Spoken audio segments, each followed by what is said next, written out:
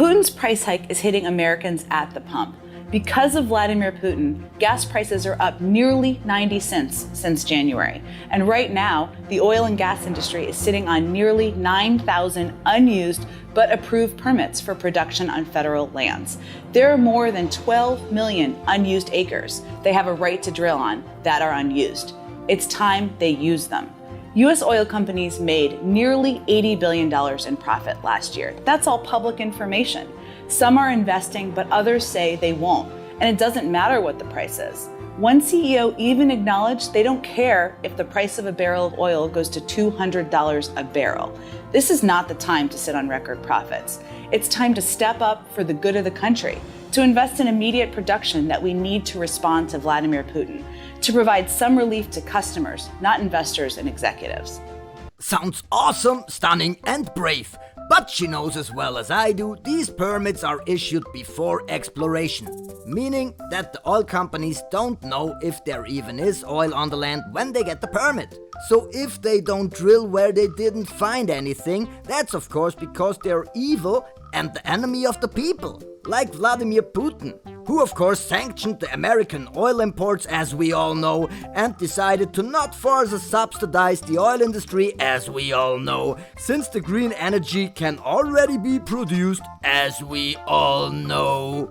Evil Vladimir! He printed several trillions last year and sent it all over the place on unnecessary brainless spending while destroying countless jobs in every possible sector. And don't get me wrong, Vladimir Putin is evil, but he isn't responsible for all the things the Biden administration wants to blame on him. I'll link a video on the topic Putin's price hike in the description and at the end of this video.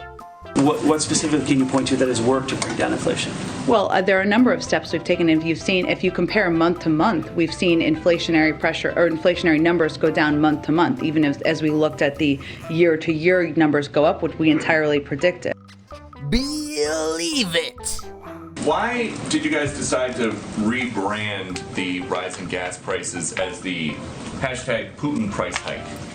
I mean, if you want to use that on Fox, I welcome that. Does President Biden think that each of these 9,000 leases that are available have oil or gas in them? Because industry experts are saying that that accusation is a complete red herring. Some permits are viable and some are not. And that when you say that, this represents a fundamental misunderstanding as to how this process works. Well, first of all, nearly 60% of leased acres remain non-producing. That's a lot, in the range of 20 million acres. So there are 9,000 unused approved permits to drill in. That should not require us inviting them to do that. They should do that themselves. The additional permits. So would the president? What additional permits do they need? They have the leases are there, the permits are there. I don't think they need an embroidered invitation to drill. They are oil companies. She could have been honest in the last sentence if she stopped after "I don't think." Oil is in the earth, everywhere I look around. Oil is in the earth, in every acre of the ground. And I really think that Jen is foolish. I don't believe that Jen is wise. And it's something that I must believe in. It's everywhere we're looking to find. Oil is in the earth, everywhere I look around. Oil is in the earth, in every acre of the ground.